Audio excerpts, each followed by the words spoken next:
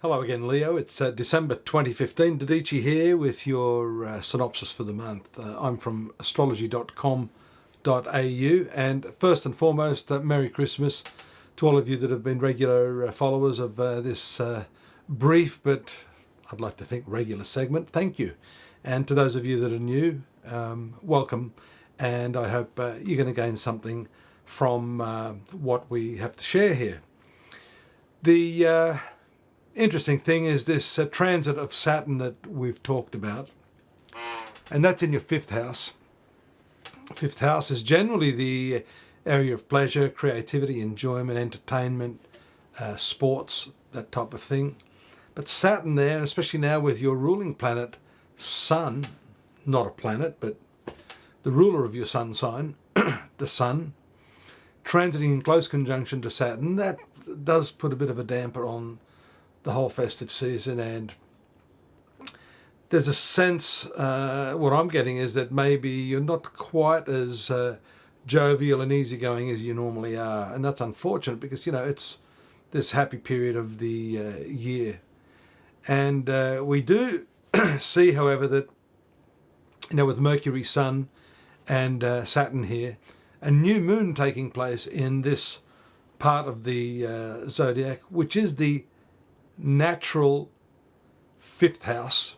Natural fifth house means this is the sector that Leo normally rules. So it's a very important month, I feel, for you in coming to terms with, pardon me, the seriousness. And it requires you to maybe just forget things for a while and enjoy this festive season. We see a few interesting aspects just prior to that new moon. There's Mercury there that is transiting that fifth house in a very powerful trine aspect on the second to Uranus in the ninth house. So yeah, to get out of this, you need some rather quirky ways of rethinking who you are. You know, it's the way you look at yourself, the way you feel about yourself that's very, very important. And as I say to many people on many occasions, that the relationship you have with yourself is the most important relationship. So I think that has a lot to say about your peace of mind and happiness. And that can be strongly augmented by the transit of Venus to the fourth house on the fifth. And that brings with it some greater satisfaction in your home life. Mind you, that fifth house, apart from all of the things I mentioned it rules, it does have a bit to say about children. So if some of you are parents, that could be an ongoing struggle, you know, coming to terms with the responsibilities associated with that. Maybe if you've got older kids, trying to accommodate their needs while at the same time still, you know, meting out discipline, finding that sort of that balance, really. That can occur once Venus moves into this fourth sector. That brings with it some lovely counterbalance to this seriousness, and that will be in your family area.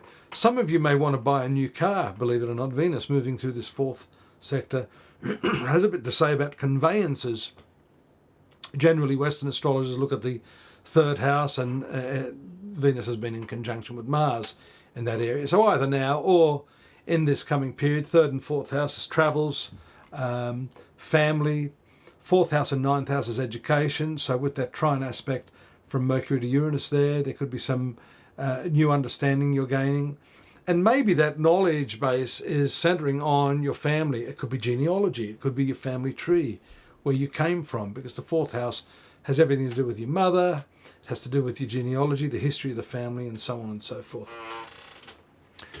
There are some harder aspects there later in the month. Well, the Mars aspects are a bit tough on the 7th and then again on the 11th. That just precedes that new moon. And that is the opposition to Pluto, the square to Pluto and the opposition to Uranus. So the square to Pluto has a bit to do with your work, and you're very intense and very focused right now in that area of your life. With Venus ruling your 10th house of career, transiting this fourth house, you may be looking at increasing your knowledge base associated with your work. Some of the skill sets may need upgrading at this time. And the opposition from Mars to Uranus, again, that's in the third house of travels. Be very careful with vehicles, machinery, more importantly, travelling, that sort of thing, where mishaps can and sometimes do happen under these hard and volatile aspects.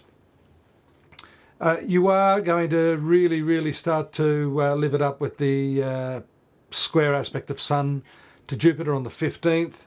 Then we see the Venus square Sun on the 20th. So leading up to Christmas makes sense, doesn't it? It is Christmas, why not have a bit of fun? But I would caution you there, Jupiter's in the second house of income, and having that square aspect from the Sun could mean that you maybe overspend. You want to make a point with the people you love, your friends and family. You don't need to spend that much. Just remember, it's the thought that counts. Sun then moves to the 6th house, which is work, which is interesting. It could be that Christmas this year will be a labour of love. Sometimes it is for most of us, isn't it, when we're dealing with family? And watch your health at that time too, because that can devitalise you. If you're an aware and evolved sort of Leo subject, then this could be a period when you really start to make some inroads in terms of your health, your lifestyle, choices of eating and diet, so on and so forth. The Mars square from Mercury, which occurs on the 30th, simultaneously with Venus moving to your 5th house, is very nice.